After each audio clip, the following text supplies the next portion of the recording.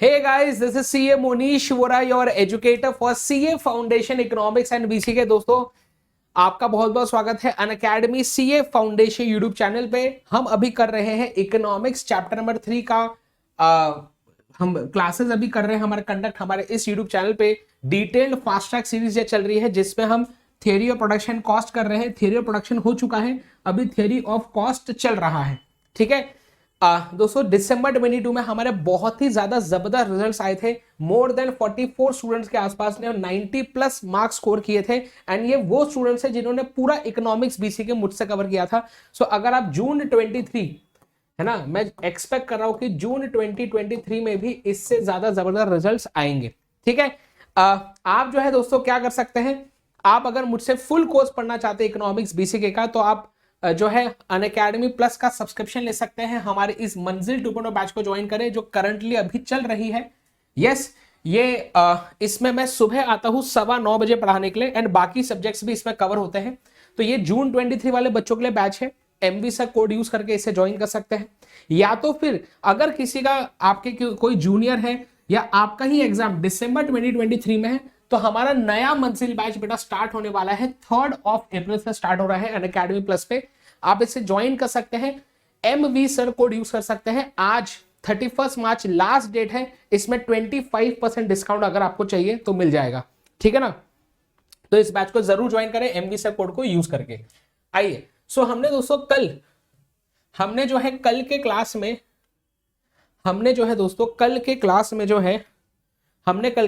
में fixed cost and variable cost की हम बात कर रहे थे। यहां पे हमने एंड किया था। एक बार क्विकली मैं याद दिलवा रहा हूं आपको। फिक्स्ड कॉस्ट क्या होते हैं? ऐसे कॉस्ट विच आर कांस्टेंट, है ना, which are constant cost, they do not vary with the level of output up to a certain level of activity. ये भी बहुत इंपॉर्टेंट है ना, याद रहे, up to a certain level of activity. याद रहे, कल मैंने आपको बताया था कि 0 यूनिट से 10,000 यूनिट्स तक कितना भी प्रोडक्शन करना हो तो फिक्स कॉस्ट सेम रहेगा। लेकिन 10,000 यूनिट से ज्यादा प्रोडक्शन करना है तो जब कैपेसिटी चेंज होगी तो फिक्स कॉस्ट चेंज होता है।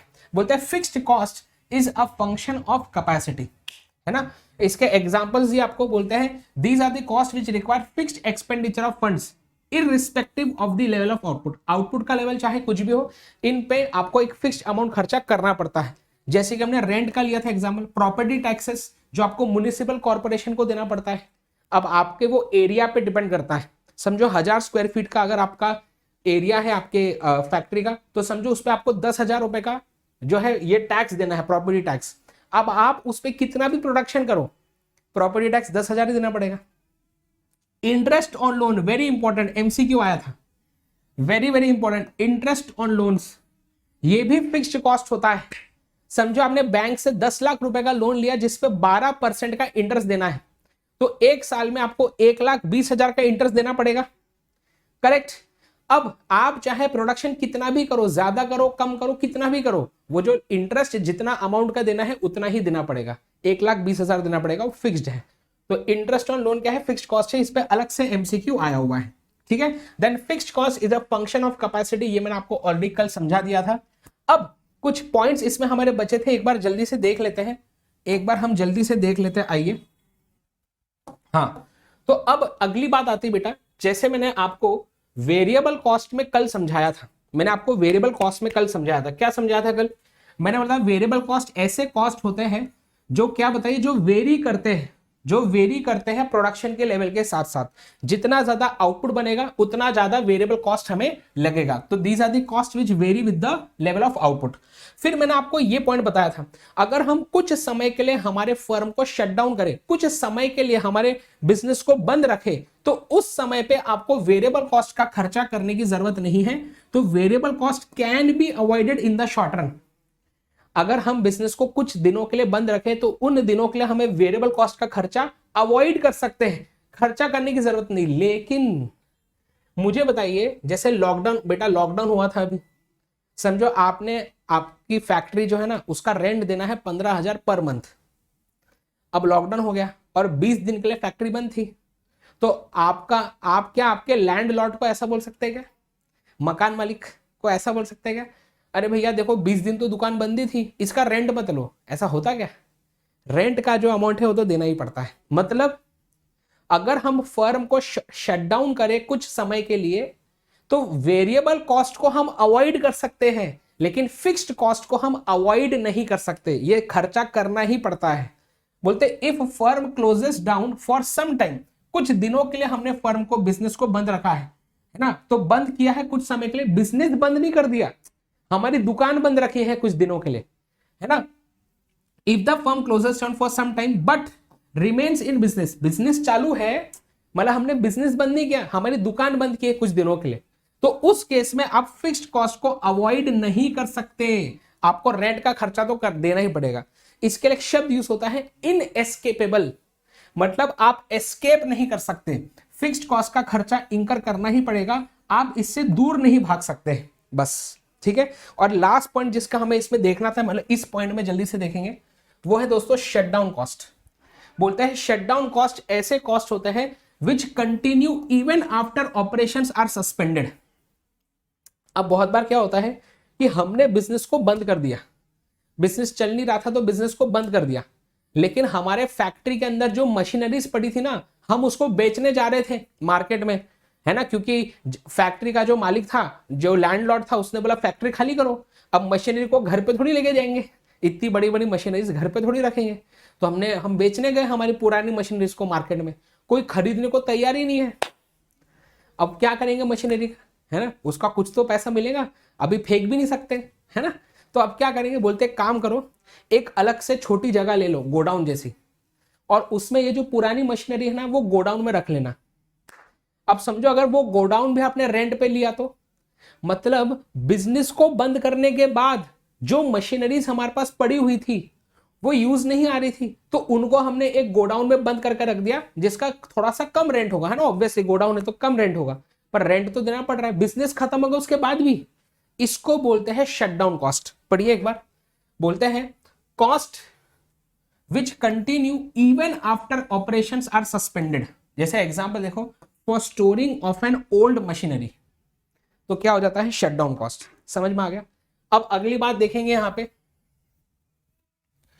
अगली बात देखेंगे यहां पे सेमी वेरिएबल कॉस्ट। सो सेमी वेरिएबल कॉस्ट में क्या होता है, सेमी वेरिएबल कॉस्ट बोलते हैं ये ऐसा कॉस्ट है, ऐसा कॉस्ट होता है जो सेमी, है ना, सेमी क्या बताइए, सेमी वेरिएबल मतलब पूरी तरीके से फिक्स्ड भी नहीं है और पूरी तरीके से वेरिएबल भी नहीं है। तो इसमें क्या होता है बेटा, कुछ हमारे, हाँ, तो इसमें जैसे एग्जांपल आता है इलेक्ट्रिसिटी चार्जेस, है ना, एग्जांपल क्या आता है इलेक्ट्रिसिटी चार्जेस, है ना। कुछ लोग बोलते हैं कि इलेक्ट्रिसिटी स्टेप वेरिएबल कॉस्ट है, पर वो गलत है बेटा। इलेक्ट्रिसिटी चार्जेस क्या है, सेमी वेरिएबल कॉस्ट होता है। अच्छा, इसका एग्जांपल सुनिए। नागपुर में बेटा मेरी एक शॉप है, ठीक है, वो काफी टाइम से अभी बंद पड़ी है, ठीक है ना, एक पुरानी शॉप है हमारी जो काफी टाइम से अभी बंद पड़ी है। तो वहां पे ना मुझे अभी भी हर महीने इलेक्ट्रिक बिल तो देना ही पड़ता है, वहां का मुझे वहां का इलेक्ट्रिक बिल हर महीने देना ही पड़ता है। कहाँ का, जो नागपुर में मेरी शॉप है वो बंद पड़ी है फिर भी। तो इलेक्ट्रिसिटी के चार्जेस में कैसा होता है, अगर आपने इलेक्ट्रिक मीटर लगवाया है तो आपको एक मिनिमम अमाउंट इलेक्ट्रिसिटी चार्ज का आएगा ही आएगा। अगर आपने कुछ इलेक्ट्रिसिटी यूज नहीं की फिर भी एक मिनिमम अमाउंट तो आएगा ही। तो समझो वो है, फॉर एग्जाम्पल वो है 400 रुपीज, एग्जाम्पल ले लो, दिल पे नहीं लेना है, ठीक है ना। तो एग्जाम्पल के तौर से समझो वो है 400 रुपीज। कितना है, 400 रुपीज। इसका मतलब क्या है, चाहे मैं कुछ भी आउटपुट ना बनाऊं, हम कुछ भी प्रोडक्शन ना करें, फिर भी एक मिनिमम खर्चा हमें होगा ही होगा, वो है 400 रुपए। अच्छा, उसके बाद अगर मैंने जितना ज्यादा आउटपुट, अगर मैं वहां पे जाके अब काम करना चालू कर दूं उस शॉप में और वहां पे चीजों को यूज करना चालू करूं, इलेक्ट्रिसिटी यूज करना चालू करूं, तो फिर अब 400 रुपए से ज्यादा बिल आना चालू हो जाएगा। मतलब कि सेमी वेरिएबल कॉस्ट जो है वो एक लेवल तक होता है फिक्स्ड, चाहे आप आउटपुट बनाओ या ना बनाओ, एक लेवल तक फिक्स्ड होता है, करेक्ट। लेकिन जैसे जैसे आप आउटपुट ज्यादा बनाओगे तो इसकी वैल्यू बढ़ते जाती है। तो इसलिए इसका वैल्यू ऐसा बनता है कि जब आप जीरो आउटपुट बनाते हैं फिर भी आपको कुछ ना कुछ यहाँ पे खर्चा होता है, और अगर आपने आउटपुट बनाना चालू किया तो फिर वो वेरिएबल सेमी वेरिएबल कॉस्ट बढ़ना चालू हो जाता है, बस। तो क्या है ये सेमी वेरिएबल कॉस्ट, बात समझ में आ गई। चलिए बढ़ते हैं आगे। तो इसमें मैंने जो इलेक्ट्रिसिटी चार्जेस, फिर पोस्टपेड टेलीफोन बिल। समझो अगर जनरली आप लोगों का प्रीपेड हो सकता है ना, कि हम पहले रिचार्ज मारते हैं बाद में कॉलिंग करते हैं ना, कॉल यूज करते हैं या कॉलिंग करते हैं या इंटरनेट यूज करते हैं। तो पोस्टपेड टेलीफोन बिल में क्या होता है, पोस्टपेड टेलीफोन बिल में क्या होता है, प्लीज सुनेंगे ध्यान से। हाँ नहीं, नॉट डूइंग प्रोडक्शन, ऐसा नहीं कि हम प्रोडक्शन नहीं कर रहे हैं, एज इन यहाँ पे बिजनेस बंद नहीं है। जब यहाँ पे हम जीरो आउटपुट बना रहे हैं तो बिजनेस बंद नहीं, बिजनेस चल रहा है, पर कुछ समय के लिए हमने अगर बंद भी किया तो भी हमको सेमी वेरिएबल कॉस्ट एक मिनिमम लेवल तक खर्चा आएगा ही। फिर जैसे मैं ज्यादा आउटपुट बनाऊंगा वैसे वैसे खर्चा बढ़ता जाएगा, ठीक है। जैसे यहाँ पे पोस्टपेड टेलीफोन बिल बोला है, इसमें क्या है, समझो अगर मैंने जो है 400 रुपए का प्लान लेकर रखा है एयरटेल का, कि हर महीने 400 रुपए का बिल आएगा, ठीक है। अगर समझो मैंने एक महीने में कुछ भी कॉलिंग नहीं किया, कुछ भी इंटरनेट यूज नहीं किया, पर अगर मैंने पोस्टपेड प्लान लेकर रखा है ना, फिर भी मुझे 400 रुपए का बिल आएगा ही आएगा। पर समझो अगर वो 400 रुपए में मुझे महीने का 30 GB इंटरनेट मिलता है, ठीक है, अगर मैं 30 GB से ज्यादा इंटरनेट यूज करूंगा उस महीने में, तो 400 रुपए का तो बिल आएगा ही, उससे ज्यादा का आएगा। समझ में आ रहा है, मतलब एक लेवल तक खर्चा क्या रहेगा आपका, फिक्स्ड है, पर अगर एक लेवल के बाद आप इसका यूसेज बढ़ाओगे तो खर्चा बढ़ते जाता है। सेमी वेरिएबल कॉस्ट जो परफेक्टली वेरिएबल भी नहीं होते, परफेक्टली फिक्स्ड भी नहीं होते, ठीक है। आगे बढ़ेंगे, अगला देखेंगे। नेक्स्ट है stair step variable cost. Stair step variable cost, इसका बुक में बहुत ही अजीब एग्जांपल दिया है। हम क्या करेंगे बताइए, हाँ हम क्या करेंगे, हम यहाँ पे जो है हमारा एक अलग से एग्जाम्पल यहाँ पे मैं लेके आया हूं आपके लिए, आ जाइए, चलो देखेंगे एग्जाम्पल। तो इस एग्जाम्पल को चलिए देखते हैं जल्दी से, आ जाइए आ जाइए, चलिए ठीक है। तो अभी हम यहाँ पे एग्जाम्पल लेने वाले हैं स्टेयर स्टेप वेरिएबल कॉस्ट के लिए, ठीक है, स्टेयर स्टेप वेरिएबल कॉस्ट के लिए आ जाओ। तो अभी क्या लिखा है, हम स्टेयर स्टेप वेरिएबल कॉस्ट का एग्जाम्पल है। देखिए यहाँ पे हम बात कर रहे हैं किसकी, मिस्टर राजू की। तो राजू जो है ये चॉकलेट का होलसेल बिजनेस स्टार्ट करता है, ठीक है ना। हाँ, तो अभी वो ना होलसेल बिजनेस कर रहा है, मतलब एक दो चॉकलेट नहीं बेचेगा वो एक साथ ना, जब वो ऑर्डर्स लेता है ना तो बल्क क्वांटिटी के ऑर्डर्स लेता है, ऐसे एक दो चॉकलेट का ऑर्डर नहीं लेता, क्योंकि होलसेल सेलर है वो, ऐसा, ठीक है ना। तो जो रिटेलर्स होते हैं, जो चिल्लर विक्रेता बोलते हैं, रिटेलर्स को हिंदी में बोलते हैं चिल्लर विक्रेता, है ना। मतलब क्या, जो एक दो क्वांटिटी भी बेच सकते हैं। जैसे आप जनरली कोई नॉर्मल आप दुकान में जाते हैं, आपने बोला भैया मुझे एक इक्लेयर्स चाहिए, तो वो देता है एक इक्लेयर्स। तो जो ऐसा एक इक्लेयर्स देने को तैयार है वो रिटेल शॉप वाला होता है। पर कुछ शॉप्स होते हैं जो होलसेल शॉप्स होती हैं, वो क्या करते हैं, वो ऐसे एक दो क्वांटिटी बेचते ही नहीं, वो बल्क में ही क्वांटिटी बेचते हैं, ऐसा। तो राजू कौन है, एक होलसेल बिजनेस में, ठीक है। अब वो बोलता है कि मैं जो हूं बल्क में ही क्या चॉकलेट सेल करूंगा, ओके, ऐसा राजू ने डिसाइड किया है, ठीक है। अब पैकेजिंग पर्पस के लिए वो क्या करता है, एक बॉक्स यूज करता है जिसका खर्चा होता है बेटा 250 रुपीज ईच, ठीक है ना। तो ये एक बॉक्स यूज करता है कि अगर उसे कभी भी ऑर्डर आता है तो वो इस बॉक्स में चॉकलेट्स को भरेगा और वो क्या बताइए, चॉकलेट्स को डिस्पैच कर देगा। समझ में आ गया। तो यहां पे देखो दिया आपको, capacity of one box is 50 chocolates, capacity of one box is 50 chocolates, मतलब एक बॉक्स में 50 चॉकलेट जितने आप स्टोर कर सकते हो और सेंड कर सकते हो, ठीक है। मतलब अगर समझ लो किसी ने 80 चॉकलेट का दिया ऑर्डर, तो क्या होगा, अगर 80 चॉकलेट्स का ऑर्डर दिया तो हमें दो बॉक्स लगेंगे, एक बॉक्स में 50 हम फिल करेंगे, दूसरे में 30 और फिर उसको सेंड करेंगे। समझ में आ रहा है। तो वैसे ही अब क्या होता है, यहाँ पे ना ये सब रिटेलर्स हैं, राहुल, संस्कृति, अनुष्का, देव, यश, तुषार, कविता, ये कौन है बताओ, ये सब है, ये सेलर, ये रिटेलर्स हैं जो होलसेलर्स है, जो राजू से चॉकलेट्स खरीदना चाहते हैं बल्क क्वांटिटी में। तो जैसे राहुल बोलता है राजू को कि मुझे 30 चॉकलेट्स जरूरत है हमारी दुकान में, तो राजू बोलता है ठीक है मैं भिजवा दूंगा। अब अगर इसको 30 चॉकलेट्स भिजवाने हैं तो इसको नंबर ऑफ बॉक्सेस कितने लगेंगे, कितने नंबर ऑफ बॉक्स लगेंगे 30 चॉकलेट्स भिजवाने के लिए। मैंने बोला एक बॉक्स में मैक्सिमम 50 चॉकलेट आ सकते हैं, मैंने बोला एक बॉक्स में मैक्सिमम क्या बताइए 50 चॉकलेट आ सकते हैं, करेक्ट। तो 30 चॉकलेट्स भेजने हैं तो कितने बॉक्स लगेगा, एक ही बॉक्स लगेगा, यस और नो बताइए, क्या एक ही बॉक्स लगेगा बेटा, फास्ट, क्या एक ही बॉक्स लगेगा क्या, चलिए क्या एक ही बॉक्स लगेगा, हाँ चलिए, तो अब बिल्कुल लगेगा सर। नेक्स्ट, संस्कृति बोलती है कि हमें 45 चॉकलेट्स चाहिए, तो अगर संस्कृति को चॉकलेट्स भेजेगा तो 45 चॉकलेट्स के लिए कितने बॉक्सेस लगेंगे, वापस से एक ही लगेगा। क्यों? क्योंकि एक बॉक्स में 50 चॉकलेट तक हम पैकेजिंग कर सकते हैं। समझ मारी बात है? आगे अनुष्का बाद में क्या बोलती बेटा कि इसको 88 चॉकलेट्स चाहिए। अनुष्का बोलती है 88 चॉकलेट्स चाहिए, तो कितने बॉक्स लगेंगे? अनुष्का को चॉकलेट्स डिस्पैच करने के लिए कितने बॉक्सेस लगेंगे? राजू को फास्ट बताइए। तो अनुष्का के लिए 2 बॉक्स लगेंगे, करेक्ट, क्योंकि एक बॉक्स में 50, दूसरे बॉक्स में 38। वैसे ही यहां पे देव बोलता है मुझे 95 चॉकलेट्स चाहिए, तो देव के लिए कितने बॉक्स लगेंगे? अगेन इसके लिए 2 ही बॉक्स लगेंगे, एक बॉक्स में 50 बनेंगे, एक में 45। नेक्स्ट यश बोलता है मुझे 120 चॉकलेट चाहिए, तो इसके लिए 3 बॉक्सेस लगेंगे। देन तुषार बोलता है 140 चॉकलेट्स चाहिए, तो इसके लिए भी 3 बॉक्स लगेंगे। देन कविता बोलती है 170 चॉकलेट्स चाहिए, तो इसके लिए 4 बॉक्स लगेंगे, करेक्ट? एम आई राइट? अच्छा, अब मैंने क्या बोला, आप सिर्फ मुझे पैकेजिंग का खर्चा बताइए। आप मुझे सिर्फ यहां पे पैकेजिंग का खर्चा बताइए, पैकेजिंग का, है ना? तो हमें फर्स्ट केस में एक ही बॉक्स लगा पैकेजिंग के लिए, और एक बॉक्स 250 रुपए का है, तो एक बॉक्स का 250 रुपए लगेगा पैकेजिंग का खर्चा। दूसरे केस में भी एक ही बॉक्स लग रहा है, तो 250 रुपए लगेगा पैकेजिंग का खर्चा। थर्ड केस में 2 बॉक्स लग रहे हैं, तो यहाँ पे 500 रुपए लगेगा, क्योंकि एक बॉक्स, सिर्फ खड्डे की बात कर रहा हूं मैं खड्डे के अंदर चॉकलेट का कॉस्ट नहीं बोल रहा, सिर्फ ये खड्डे का कॉस्ट बोल रहा हूं, सिर्फ ये खड्डा 250 रुपए का, ठीक है, ऐसा। देन 2 बॉक्स के लिए वापस से 500 रुपए। देन 3 बॉक्स के लिए कितने लगेंगे? 750। एंड 4 बॉक्स के लिए बेटा कितना लगेगा? 1000। 4 बॉक्स के लिए कितना लगेगा बताइए?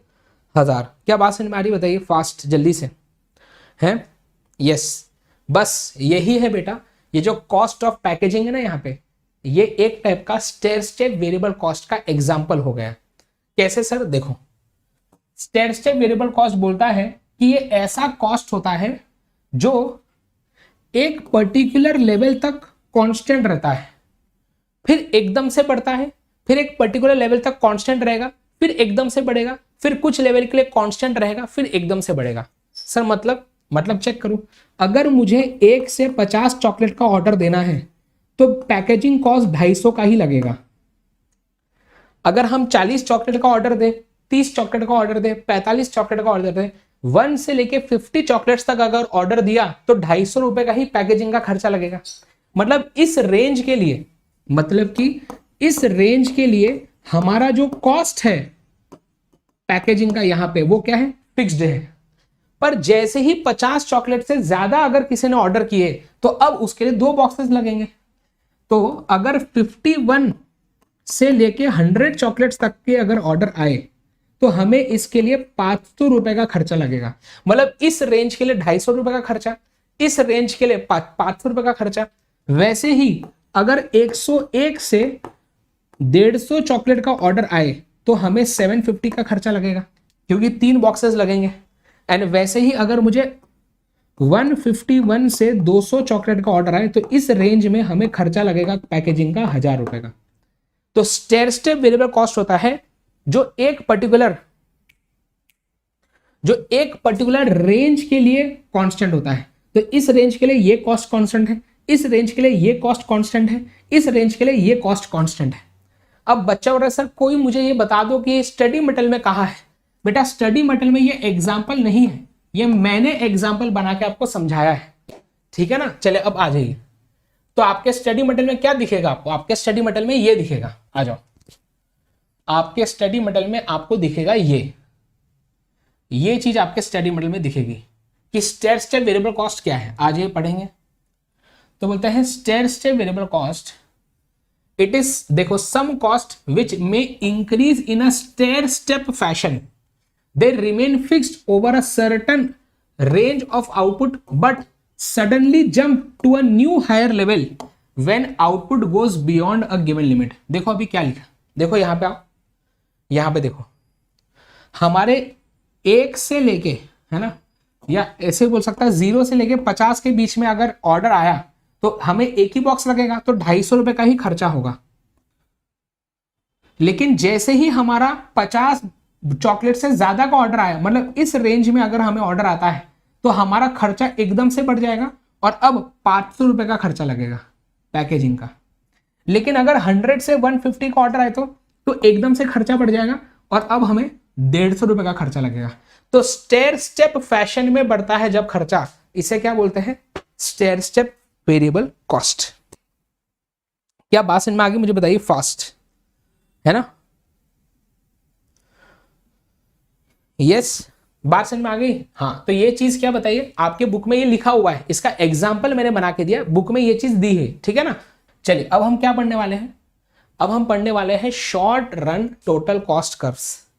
चलिए रेडी है सब लोग short run total cost curve पढ़ने के लिए? वेरी वेरी इंपॉर्टेंट, ठीक है। चलिए आ जाइए, बड़े आगे। तो short run total cost curves आ जाइए।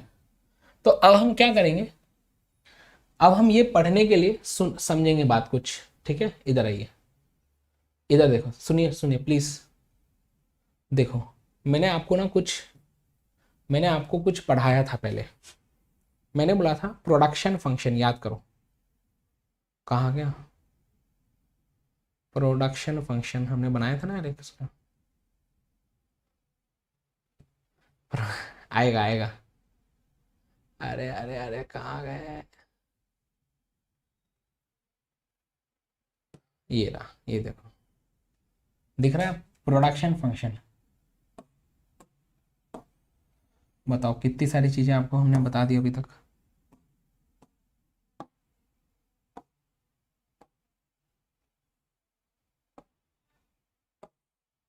ठीक है,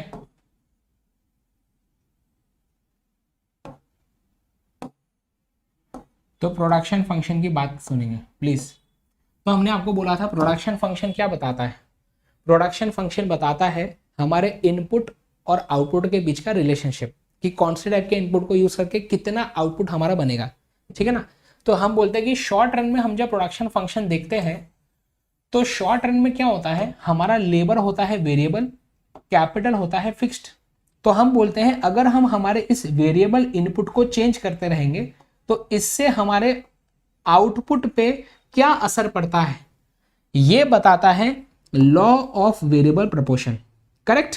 तो लॉ ऑफ वेरिएबल प्रोपोर्शन बताता है कि हमारे शॉर्ट रन में वेरिएबल इनपुट को चेंज करने से आउटपुट पे जो असर पड़ेगा, कितना आउटपुट हमारा बन सकता है, ये बताता है लॉ ऑफ वेरिएबल प्रोपोर्शन। अब हमारा जितना आउटपुट बनेगा उतना ही तो खर्चा इंकर होगा ना। तो एडिशनल देखो हम क्या करते हैं यहाँ पे, हम एक वेरिएबल इनपुट, हम जब एक लेबरर को ऐड करते हैं तो हमारा कुछ आउटपुट बढ़ता है। अब लेबरर को जब हम ऐड कर रहे हैं प्रोडक्शन में तो लेबरर को फुकट में तो ऐड नहीं कर पाएंगे, उसको वेजेस देने पड़ेंगे।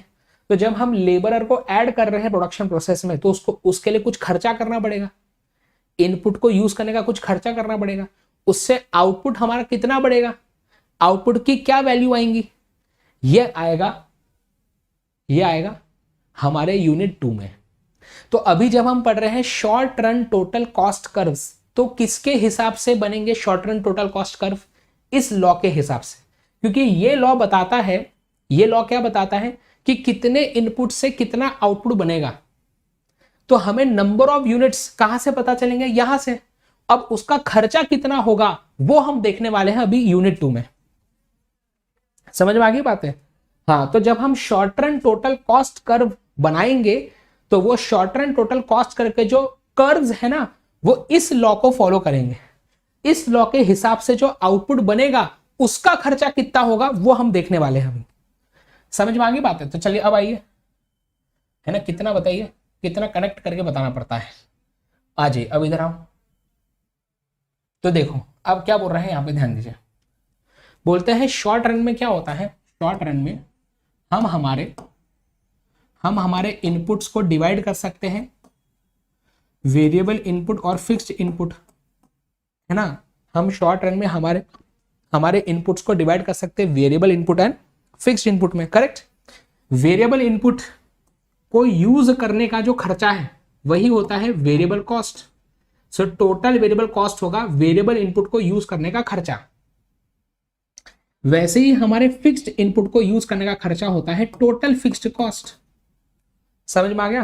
तो अगर मैं इन दोनों को ऐड कर दूं तो तो मुझे मिल जाता है शॉर्ट रन टोटल कॉस्ट। बस ये पहला हमारा इक्वेशन है कि शॉर्ट रन में अगर हमें टोटल कॉस्ट की वैल्यू निकालनी है तो आप टोटल वेरिएबल कॉस्ट और टोटल फिक्स्ड कॉस्ट को ऐड कर दो तो आपको मिल जाता है टोटल कॉस्ट। समझ में आ गई बात है क्या बोल रहा हूं? कितनी बढ़िया बात है सर। चलो तो अब देखो यहाँ पे क्या लिखा है, अब देखो यहाँ पे क्या लिखा है, जल्दी से देखेंगे एकदम। बोलता है in the short run total cost is equal to total fixed cost plus total variable cost. इस पे एमसीक्यू आता है, इस फॉर्मूला पे है, इस फॉर्मूला में एमसीक्यू आता है। बताओ कितना चिल्टू बात है। चलो अब ध्यान देंगे आगे। हाँ बस वो क्या करेंगे ना, इसको थोड़ा सा घुमा के दे देगा, आपको बोलेगा कि total variable cost is total cost minus total fixed cost. क्या ये सही है? या total variable cost is total cost plus total fixed cost है। तो ऐसा थोड़ा सा आपको क्या बताए, हल्का सा चेंज करके देगा, है ना। पर बात तो वही है ना, आंसर क्या है, ऑप्शन ए है। अभी इसको इधर भेज दोगे तो total variable plus fix cost मिलेगी टोटल कॉस्ट। तो थोड़ा सा ऐसा देगा पर है चिल्टू बात है, ठीक है ना। चलो ध्यान देंगे। चलो अब इधर आइए, ठीक है, वेरी गुड। अब आइए यहाँ पे, अब हम बात करेंगे आगे की। चलो तो बात कर रहे हैं टोटल फिक्स्ड कॉस्ट कर्व। अब टोटल फिक्स्ड कॉस्ट का कर्व कैसा बनेगा वो देखने वाले हैं, ठीक है। तो चलो देखो कैसा बना है। तो टोटल फिक्स्ड कॉस्ट का कर्व कैसा है, horizontal parallel to the X axis. Sir ऐसा क्यों? तो ये तो हमने आपको पढ़ा दिया ना ऑलरेडी कि आप चाहे कितना भी आउटपुट बनाए, समझो अगर आपका टोटल फिक्स्ड कॉस्ट है 100 रुपीज, तो चाहे कितना भी आप आउटपुट बनाओ आपका टोटल फिक्स्ड कॉस्ट 100 ही रहेगा। यस और नो? यही तो मतलब होता है फिक्स्ड कॉस्ट का, कि आउटपुट के बदलने पे भी जो खर्चा नहीं बदलता वही होता है फिक्स्ड कॉस्ट, या इसका दूसरा नाम होता है कांस्टेंट कॉस्ट। याद रखेंगे दूसरा नाम क्या होता है, कांस्टेंट कॉस्ट, ठीक है ना। हाँ प्रॉब्लमेटिक भी, मतलब हाँ मैं समझ गया। बोल रहे सर ये प्रॉब्लमेटिक आ सकता है क्या? अरे भाई साहब खतरनाक, वो बोलना चाहिए न्यूमेरिकल आ सकता है क्या? आ सकता है, आपको नंबर्स देगा कि ये समझो 50 रुपए है, ये 20 रुपए है, तो टोटल कॉस्ट बताओ। इतना चिल्टू कर सकते हो ना आप, है ना। बाकी क्या एमसीक्यूज होंगे वो हम आपको, मेरी एमसीक्यू कंपाइलर सीरीज आएंगी बहुत जल्द, एमसीक्यू कंपाइलर सीरीज आएंगी बहुत जल्द, उसमें से आपको सारे एमसीक्यूज आपके हो जाएंगे, ठीक है ना, यूट्यूब पे ही। चलो अब ध्यान दीजिए, अब ध्यान दीजिए इधर आइए, ठीक है। तो क्या बताइए हमारा टोटल फिक्स कॉस्ट कैसा होता है, horizontal line parallel to the X axis.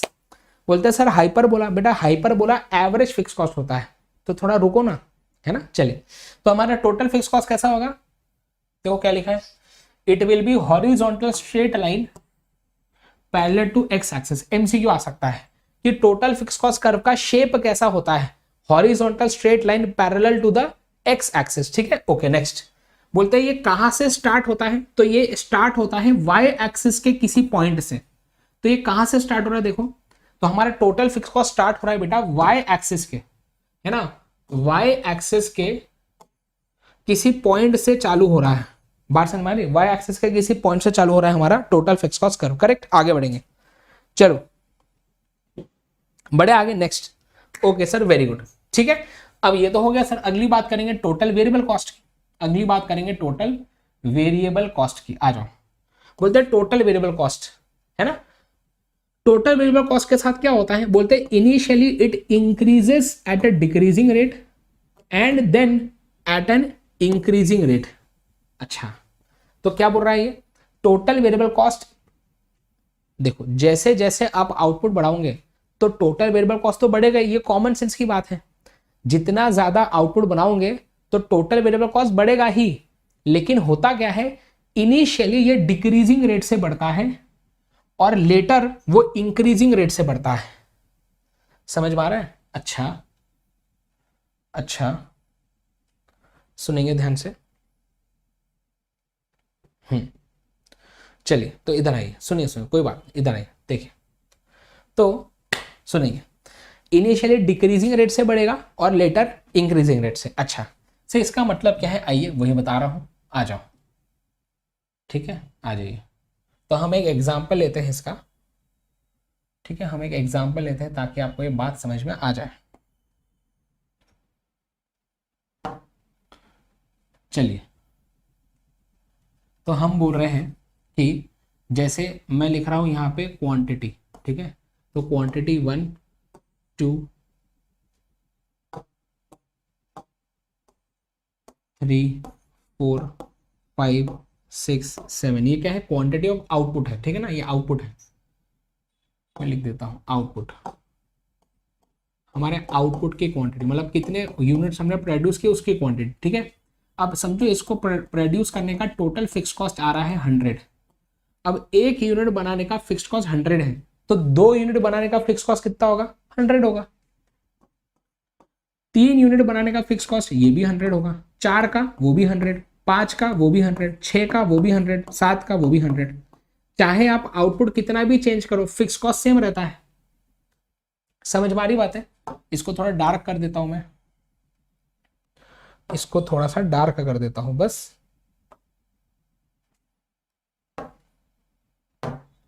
अरे हो जा डार्क, हाँ अब ठीक है, हाँ अब ठीक है सर, ओके। आगे अगली बात, फिर हाँ फिर देखेंगे टोटल फिक्स कॉस्ट, अब टोटल वेरिएबल कॉस्ट, ठीक है। अब टोटल वेरिएबल कॉस्ट के साथ क्या होगा, ध्यान दीजिए, टोटल वेरिएबल कॉस्ट, हाँ बेटा आज बीसी की क्लास नहीं थी, ठीक है, अब ध्यान दीजिए इधर। तो टोटल वेरिएबल कॉस्ट में क्या होता है, ध्यान दीजिए यहाँ पे, प्लीज देखिए, यहाँ पे बोलते हैं इनिशियली ये डिक्रीजिंग रेट से बढ़ता है। अच्छा मतलब समझो पहले था, पहले हमारा टोटल वेरिएबल कॉस्ट था 20, है ना, फिर हमारा टोटल वेरिएबल कॉस्ट हुआ समझ लीजिए आप 35, ठीक है। फिर क्या हुआ बताइए, फिर क्या हुआ, 35 हुआ, फिर समझ लो हुआ बेटा 47, ओके, और फिर जो है समझो ये हुआ 57, अब फिर 72 हो गया समझ लो, फिर ये हो गया 92, और फिर ये हो गया 122, ठीक है। तो इस प्रकार से हमारा वेरिएबल कॉस्ट चेंज हो रहा है, ठीक है। वेरिएबल कॉस्ट कैसे चेंज होता है, वेरिएबल कॉस्ट कैसे चेंज होता है ना, तो बोलते हैं variable cost initially decreasing rate से बढ़ता है। मतलब देखो पहले ये 15 से बढ़ा, फिर ये 12 से बढ़ा, फिर ये 10 से बढ़ा, तो इसको बोलते हैं वैल्यू बढ़ रही है, वैल्यू बढ़ रही है, लेकिन ये जो वैल्यू है ना, total variable cost is increasing at decreasing rate. समझ में आ रहा है इसका मतलब क्या है, समझ में आ रहा है इसका मतलब क्या है, कि बढ़ तो रहा है लेकिन डिक्रीजिंग रेट से, पहले 15 से बढ़ा, फिर 12 से, फिर 10 से, फिर कुछ समय बाद क्या होता है, हाँ कुछ समय बाद बेटा क्या होता है, प्लीज ध्यान देंगे। अब कुछ समय बाद आपका जो वेरिएबल कॉस्ट है वो, अब देखो अब वापस से 15 से बढ़ रहा है, फिर 20 से बढ़ा, और फिर ये बढ़ा 30 से। तो अब क्या हो रहा है यहां पे, अब यहां पे क्या हो रहा है, यहां पे जो है आपका टोटल वेरिएबल कॉस्ट इंक्रीज तो हो रहा है, आपका टोटल वेरिएबल कॉस्ट इंक्रीज हो रहा है, लेकिन अब इंक्रीज हो रहा है इंक्रीजिंग रेट से, अब इंक्रीज हो रहा है इंक्रीजिंग रेट से। पहले जो उसने वहां पे लिखा है उसका मतलब ये होता है, पहले ये समझो आप कि उसका मतलब क्या है, कि टोटल वेरिएबल कॉस्ट बढ़ता तो है ही, आप आउटपुट बढ़ाओगे तो टोटल में तो वैल्यू बढ़ेंगी ही बढ़ेंगी, ये कॉमन सेंस की बात है, लेकिन इनिशियली ये डिक्रीजिंग रेट से बढ़ेगा, बाद में इंक्रीजिंग रेट से बढ़ेगा, ऐसा बोल रहा है। अब ऐसा क्यों बोलता है ये, ऐसा इसलिए बोलता है बेटा क्योंकि यहां पे हम फॉलो करते हैं लॉ ऑफ वेरिएबल प्रोपोर्शन, क्योंकि हम शॉर्ट रन में हैं। लॉ ऑफ वेरिएबल प्रोपोर्शन में क्या होता है, इनिशियली हमारे लॉ ऑफ वेरिएबल प्रोपोर्शन में क्या होता है बेटा, इनिशियली मतलब समझो स्टेज 1 में, इनिशियली मतलब स्टेज 1 में अगर हम थोड़ा सा वेरिएबल इनपुट को बढ़ाते हैं तो हमारा आउटपुट ज्यादा बढ़ता है, यस और नो। मतलब कि थोड़ा सा ही वेरिएबल इनपुट थोड़ा सा ही बढ़ाना है तो आउटपुट ज्यादा बढ़ता, थोड़ा और बढ़ाए तो आउटपुट और ज्यादा बढ़ता। मतलब इनिशियली हमारा जो मार्जिनल प्रोडक्ट होता है वो बढ़ता है इनिशियली, यस और नो? हाँ, इसलिए इनिशियली क्या होता है, थोड़ा सा ही खर्चा बढ़ाने पे, देखो इनिशियली क्या हो रहा है ना, थोड़ा सा ही खर्चा बढ़ाने पे हमारा एक एक यूनिट बढ़ते जा रहा है, समझ पा रहा है? थोड़ा सा ही खर्चा बढ़ाने पे एक एक यूनिट बढ़ते जा रहा है आउटपुट का, करेक्ट।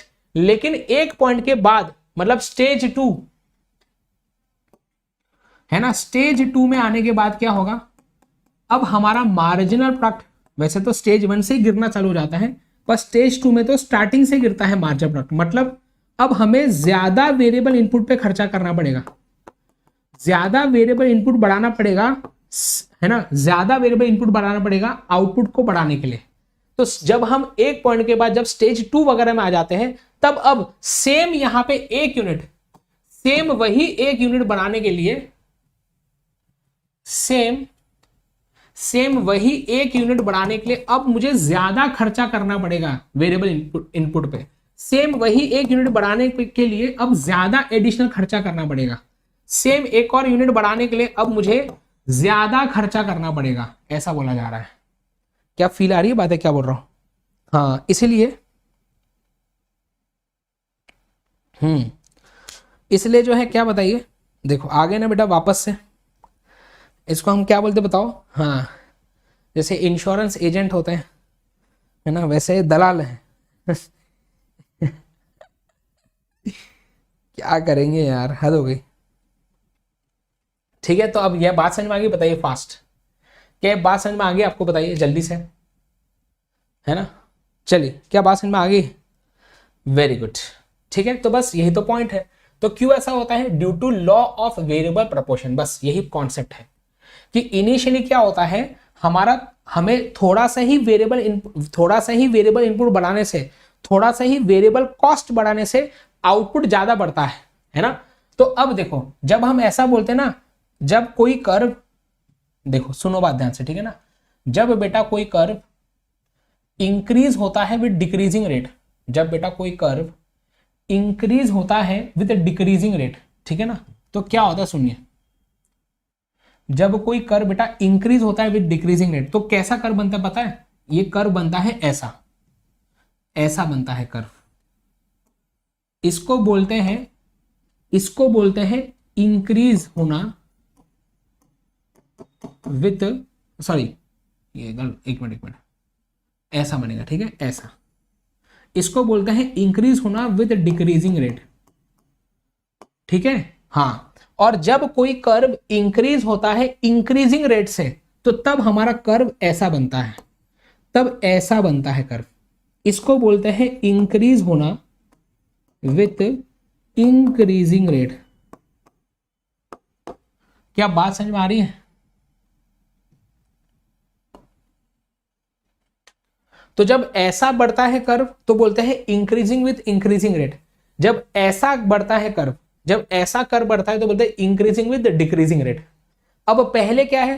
पहले ये हो रहा है, पहले ये चीज हो रही है और बाद में ये चीज हो रही है, तो इन दोनों को कंबाइन कर दो, मतलब पहले ये हो रहा है, इसके बाद इसको लगा दो, तो इसके बाद होगा ऐसा। तो पहले डिक्रीजिंग रेट से बढ़ता, फिर इंक्रीजिंग रेट से बढ़ता है, इसलिए इस प्रकार का शेप बनता है टोटल वेरिएबल कॉस्ट का। खत्म हो गया पॉइंट। अब मुझे बताइए एक चीज जल्दी से, मुझे आप एक चीज बताएंगे, ये क्या है? ये क्या लिखा है मैंने? ये क्या लिखा है मैंने? एस। ये क्या लिखा है बताओ फास्ट, ये क्या लिखा है बताओ जल्दी से।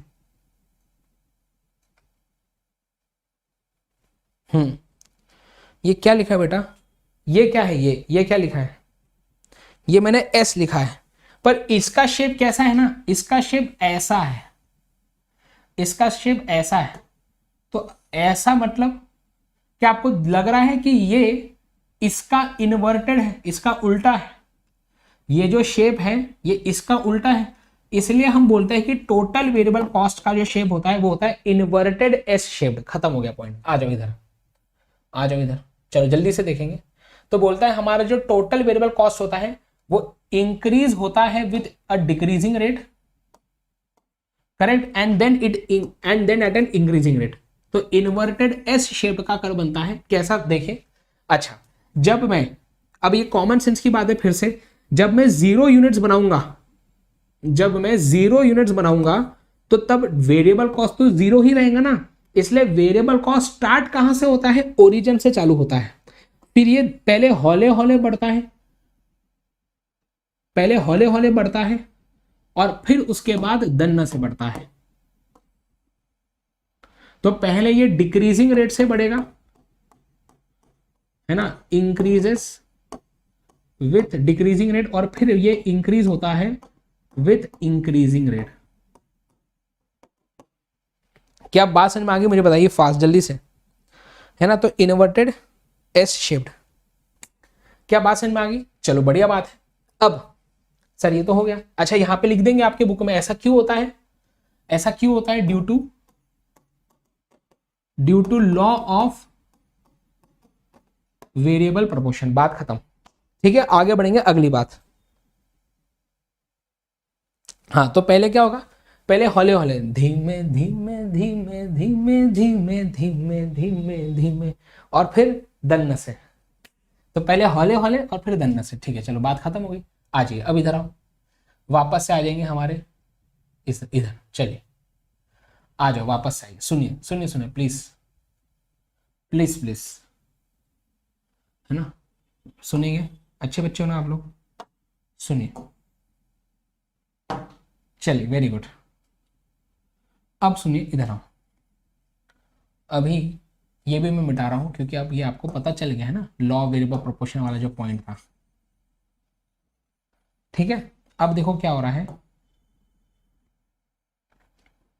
अभी ना हम टोटल कॉस्ट की बात करेंगे। ठीक है, अब हम क्या करेंगे, टोटल कॉस्ट की बात करेंगे। ओके ओके सर,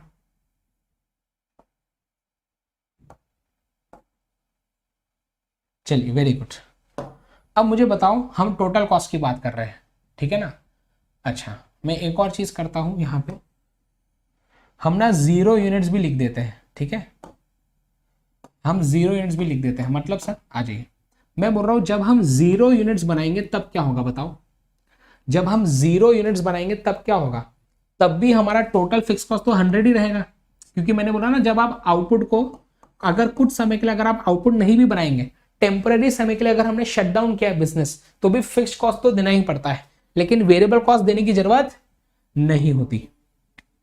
अब टोटल कॉस्ट निकालते हैं, आइए अब टोटल कॉस्ट हम कैलकुलेट करते हैं। यहां पे कैसा आएगा टोटल कॉस्ट, टोटल कॉस्ट कैसा आएगा, तो हम बोलते हैं टोटल कॉस्ट आता है हमारे कोई भी आउटपुट पे total fixed cost plus total variable cost से टोटल कॉस्ट आएगा, है ना। तो मतलब मैं अगर इन दोनों को ऐड कर दूं तो हमें क्या मिल जाएगा, टोटल कॉस्ट। तो 100 प्लस 0 100, वैसे ही 100 प्लस 20 तो ये आएगा 120। समझ में आ रहा है कि नहीं, हेलो, क्या बात समझ में आ रही है। Next 100 plus 35 135, next 100 plus 47 147, next 100 plus 57 157, उसके बाद 100 प्लस 72 172, 100 प्लस 92 192, 100 प्लस 122 222। ये बात समझ में आ गई सबको। टोटल कॉस्ट कैसा आता है, variable cost plus fixed cost, बात खत्म। तो लिख दिया मैंने। अब एक चीज नोटिस करो आप, सबसे पहली बात सुनिए ध्यान से, ठीक है ना, बहुत मजा आएगा अभी। सबसे पहली बात मुझे बताओ कि एट 0 यूनिट्स क्या हो रहा है, एट 0 यूनिट्स क्या आपको दिख रहा है कि जब 0 यूनिट्स हम, मतलब जब प्रोडक्शन नहीं होता, जब 0 यूनिट्स हम बनाते हैं, उस समय हमारा टोटल फिक्स्ड कॉस्ट हमारे टोटल कॉस्ट से इक्वल होता है, क्योंकि 0 यूनिट्स पे टोटल वेरिएबल कॉस्ट 0 होता है, इसीलिए। सो पहला जो हम यहां पे, हमने जो पहला यहां पे क्या किया बताओ, हमने जो पहला यहां पे ऑब्जर्वेशन किया है ना, हमारा पहला ऑब्जर्वेशन क्या है कि एट 0 यूनिट्स क्या होता है आपका, total cost is equal to total fixed cost. ये हमारा पहला ऑब्जर्वेशन है, यहां का पहला ऑब्जर्वेशन है, ठीक है। नेक्स्ट ऑब्जर्वेशन देखेंगे, ठीक है ना। हाँ बेटा, जो टाइम पास करना है प्लीज क्लास के बाहर निकले, ठीक है। जो टाइम पास करना है प्लीज क्लास के बाहर निकलेंगे। चलिए वेरी गुड, आइए ध्यान देंगे। चलिए ओके आ जाओ, तो अब यहाँ पे ध्यान देंगे। तो अब यहाँ पे आ जाएंगे, तो अब देखो क्या हो रहा है। अब मुझे बताओ 0 यूनिट्स पे क्या होगा, total cost equal to total fixed cost. इसका मतलब क्या है, इसका मतलब है जहां से टोटल फिक्स्ड कॉस्ट चालू होता है वहीं से टोटल कॉस्ट भी चालू होता है, इसका ये मतलब हुआ, समझा। जहां से टोटल फिक्स कॉस्ट चालू होता है वहीं से टोटल कॉस्ट चालू होता है। अब जब आपको पता है, जब घर पे कभी कोई मतलब किसी के घर पे जब कोई बेबी बॉर्न होता है, बेबी, तो उसको क्या बोलते हैं, जैसे किसके घर पे बेटा जब कोई बेबी बॉर्न होता है ना, तो उसको देखो क्या बोलते हैं, देखो है ना, उसको तो घर पे क्या हो बेटा बताओ, बेबी बॉर्न हुआ, ठीक है। तो बेबी को देख के बोलते हैं अरे वाह वाह वाह वाह वाह, अरे वाह वाह वाह वाह, इसकी जो आंखें है ना, इसकी जो आंखें है ना, आंखें वो तो इसके मम्मी पे गई है, इसकी जो नाक है ना, नाक ये तो इसके पापा पे गई है। ऐसा बोलते क्या, ऐसा बोलते कि नहीं, बताओ जल्दी फास्ट, कैसा बोलते हैं, जल्दी बताइए, कैसा बोलते हैं कि नहीं बताओ। हाँ तो वैसे ही, अब सुनना बहुत मजा आने वाला आपको, वैसे ही जो टोटल कॉस्ट है ना, इसका starting point total fixed cost पे गया है, और इसका जो शेप होता है या इसमें जो चेंजेस आते हैं वो टोटल वेरिएबल कॉस्ट पे गया है। ओह ऐसी बातें हैं सर, अच्छा अच्छा अच्छा। वापस से मैंने क्या बोला, इसकी जो आंखें मम्मी पे गई, नाक पापा पे गए, वैसे ही टोटल कॉस्ट जो है ना, इसके starting point total fixed cost पे गया है, और इसका जो शेप होता है, टोटल कॉस्ट का जो शेप होता है वो टोटल वेरिएबल कॉस्ट पे जाता है। समझ पा रहे हो? चलो अब ध्यान दीजिए, जबरदस्त चीज होगी ना। अब आइए देखो, सर हमें स्टार्टिंग पॉइंट वाला तो समझ गया, स्टार्टिंग पॉइंट का समझ गया, हमें शेप का नहीं समझा सर। मतलब आपने सर ऐसा बोला कि टोटल वेरिएबल कॉस्ट, जो टोटल कॉस्ट का शेप है ना, शेप वो टोटल वेरिएबल कॉस्ट पे गया है। सर ऐसा क्यों? क्योंकि बेटा चेक करो हमारे टोटल कॉस्ट में क्या क्या चेंज आ रहा है, एक बार कोई बता सकते हैं मुझे, टोटल कॉस्ट में क्या चेंज आ रहा है। पहले ये 20 से बढ़ा, फिर 15 से बढ़ा, फिर 12 से बढ़ा, फिर उसके बाद 10 से बढ़ा, उसके बाद देखो चेक करो कुछ आपको सेम टू सेम दिख रहा है क्या? हाँ फिर क्या हुआ, फिर उसके बाद ये 15 से बढ़ा, फिर 20 से बढ़ा, फिर 30 से बढ़ा। हाँ सर जादू, सर जादू चेक करो सर, जो चेंजेस टोटल वेरिएबल कॉस्ट में आ रहे हैं सर, वही तो चेंजेस टोटल कॉस्ट में आ रहे हैं। हाँ जो चेंजेस टोटल वेरिएबल कॉस्ट में आ रहे हैं वही चेंजेस टोटल कॉस्ट में आ रहे हैं, इसलिए दोनों का शेप सेम होता है, क्योंकि दोनों में चेंजेस सेम होते हैं, इसलिए दोनों का शेप सेम होता है, क्योंकि दोनों के चेंजेस सेम होते हैं। बस फर्क क्या होता है, फर्क होता है स्टार्टिंग पॉइंट का।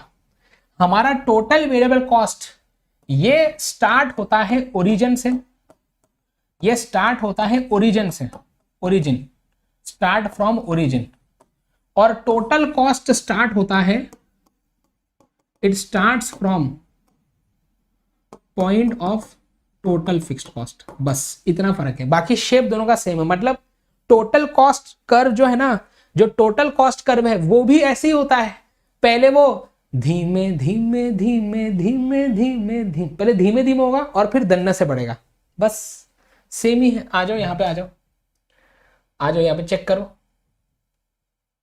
देखो आ जाओ। अब यहाँ पे देखो क्या हो रहा है,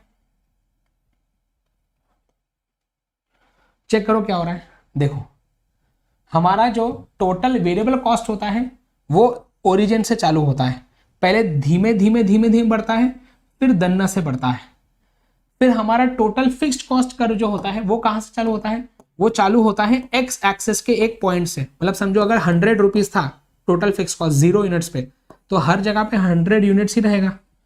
तो टोटल फिक्स कॉस्ट होता है horizontal line parallel to Y axes, sorry parallel to X access.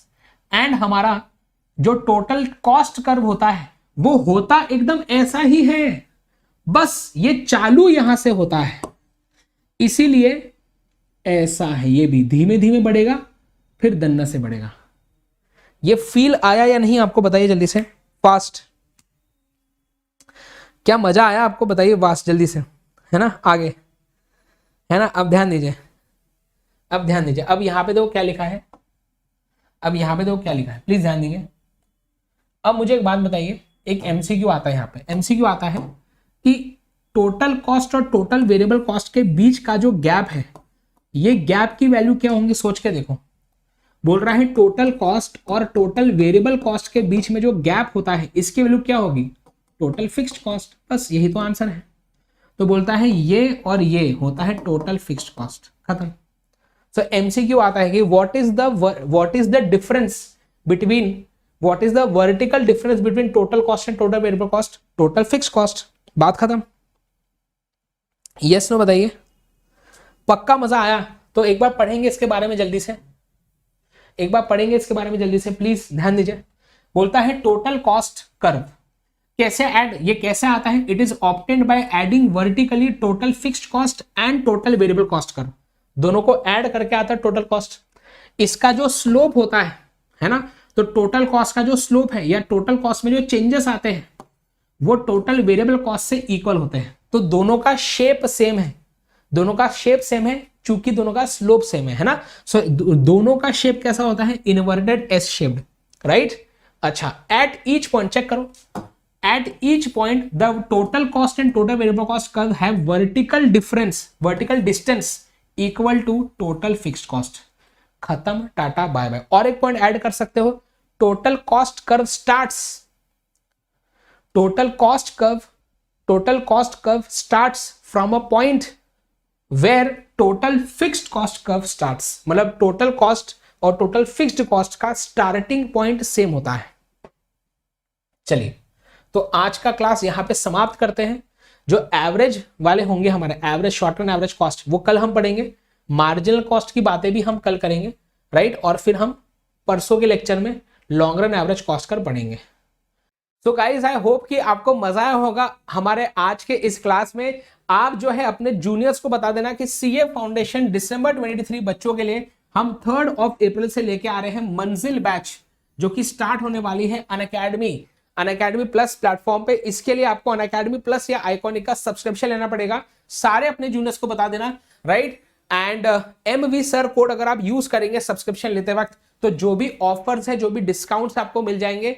अभी फिलहाल 31 मार्च जो है वो लास्ट डेट है 25% ऑफ के लिए। तो आप जल्द से जल्द सब्सक्रिप्शन लीजिए, MV सर कोड यूज करें तो सारे ऑफर्स मिल जाएंगे, ठीक है। So thank you so much. अपना ख्याल रखें, अपने पेरेंट्स का ख्याल रखिए, क्योंकि हम हमारे पेरेंट्स के बिना कुछ भी नहीं है। थैंक्स गाइस, बाय बाय, मिलते हैं अगले क्लास में।